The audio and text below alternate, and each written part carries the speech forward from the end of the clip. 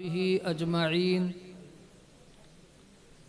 أما بعد فأعوذ بالله من الشيطان الرجيم. بسم الله الرحمن الرحيم. وذكر فإن الذكرى تنفع المؤمنين. وقال النبي صلى الله عليه وسلم: تبرك بالقرآن فإنه كلام الله وخرج منه. وقال النبي صلى الله عليه وسلم: العلم سلاحي. صدق الله العظيم وصدق رسوله النبي الكريم والحمد لله رب العالمين. اللهم صل على سيدنا محمد وعلى آل سيدنا محمد وبارك وسلم. حضرات علماء کرام، دانشوران قوم و ملت اور عزیز طلبہ، اللہ رب العزت کا احسان، اس کا فضل ہے کہ اللہ پاک نے ویژن انٹرنیشنل اکیڈمی کے اس خوبصورت پروگرام میں ہم سب کو شریک ہونے کی توفیق عطا فرمائی. ماشاءاللہ، بچوں کی اچھی کارکردگی، ان کی محنت اور ان کی کاوشیں یہ ہمارے سامنے آئی، اور یہ دیکھ کر بہت خوشی ہوئی کہ بہت تھوڑے وقت میں بچوں نے محنت کر کے اچھی کامیابی حاصل کی ہے.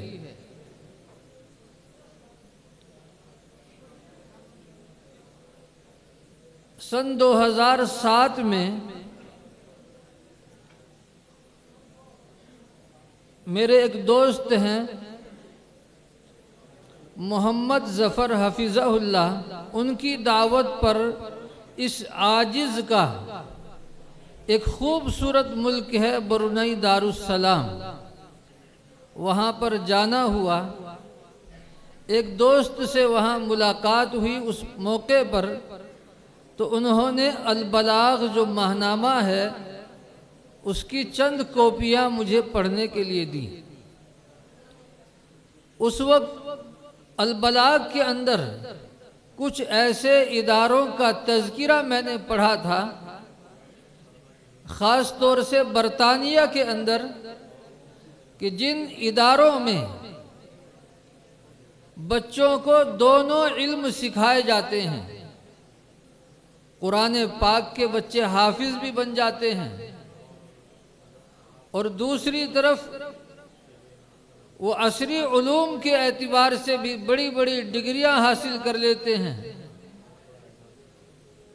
تو اس وقت یہ پڑھ کر بڑا اچھا لگا تھا کہ کاش ہمارے اپنے ملک میں بھی اس طرح کے ادارے ہوں کہ جن کے اندر یہ دونوں علوم پڑھائے جاتے ہوں.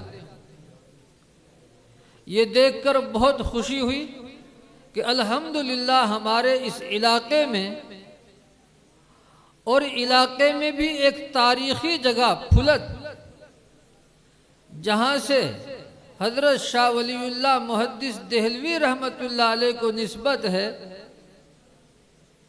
یہ ان کا اپنا وطن ہے. ایک ایسی جگہ پر ایک اس طرح کا ادارہ قائم ہوا کہ جس کے اندر عصری علوم بھی بہت اچھے انداز میں پڑھائے جاتے ہیں، اور اسی کے ساتھ ساتھ قرآن پاک حفظ بھی کرایا جاتا ہے.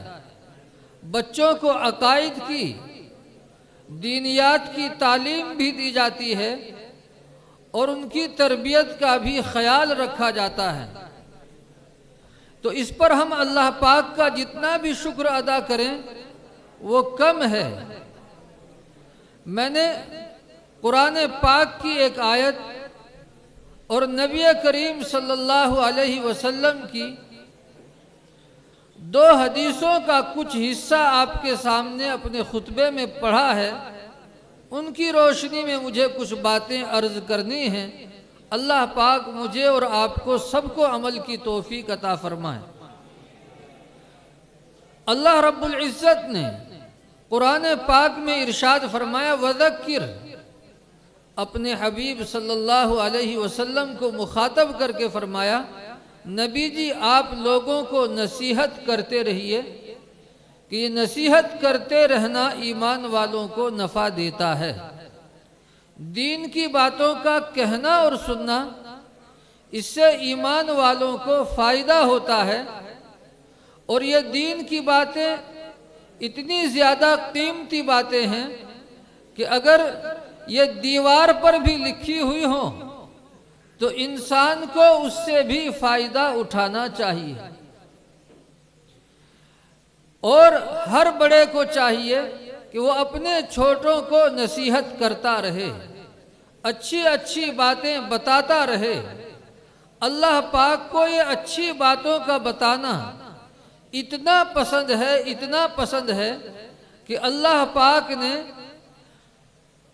حضرت لقمان علیہ السلام، جو اللہ کے ولیوں میں سے ایک ولی ہیں، ان کا تذکرہ قرآن پاک میں اس لیے فرمایا کہ انہوں نے اپنے بیٹے کو اچھی اچھی باتوں کی نصیحت کی تھی، اور اللہ پاک نے ایک سورت کا نام ہی سورہ لقمان تجویز کر دیا۔ اس سے ہمیں پتہ چلا کہ اللہ پاک کو اچھی باتوں کا بتانا اللہ کے بندوں کو یہ عمل بہت زیادہ پسند ہے۔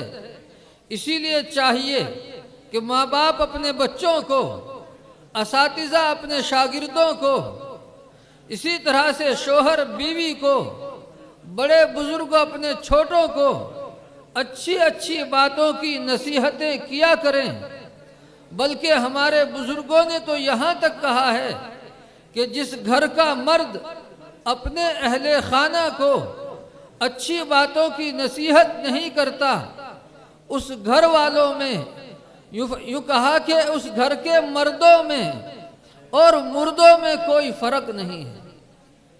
میرے دوستو بزرگوں، سارے انبیاء نے آ کر کے نصیحت کی ہے، اور نصیحت کا مطلب یہ ہے کہ جو بات کہی جائے وہ دل کے درد کے ساتھ ہو، اپنائیت کے ساتھ ہو، محبت کے ساتھ ہو۔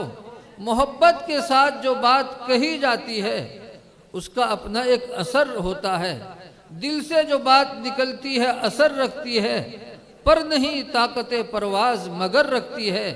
جتنے انبیاء دنیا میں آئے، ہر ایک نے جو اپنی قوموں کو اللہ کا پیغام پہنچایا وہ دل کے درد کے ساتھ، اپنائیت کے ساتھ اور محبت کے ساتھ پہنچایا ہے۔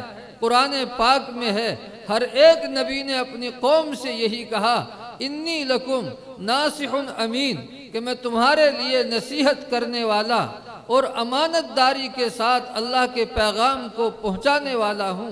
تو اس لیے میرے دوستو بزرگوں، یہ موقع ملا ہے کچھ باتیں کرنے کا، میں مناسب سمجھتا ہوں کہ ہم اور آپ مل کر کے یہ ارادہ کریں کہ ہم علم کے میدان میں آگے بڑھیں گے۔ علم، یوں فرمایا اللہ کے رسول صلی اللہ علیہ وسلم نے کہ العلم سلاحی، علم میرا ہتھیار ہے۔ علم کے معنی جاننے کے آتے ہیں۔ انسان جب کسی چیز کے بارے میں جانتا ہے تو اس سے فائدہ اٹھانے کی کوشش کرتا ہے۔ علم کی دو قسمیں ہیں، ایک علم الادیان ہے، ایک علم الابدان ہے۔ علم الادیان دین کا علم، اس کے ذریعے سے انسان کو اللہ پاک کی معرفت نصیب ہوتی ہے، اور علم الابدان مادی چیزوں کا علم، اس علم کے ذریعے سے انسان مادی چیزوں سے فائدہ اٹھانے کے طریقے سیکھتا ہے۔ ہر چیز سے فائدہ اٹھانے کے طریقے الگ الگ ہیں۔ پانی سے فائدہ اٹھانے کا طریقہ الگ، ہوا سے فائدہ اٹھانے کا طریقہ الگ۔ تو میرے دوستو بزرگوں،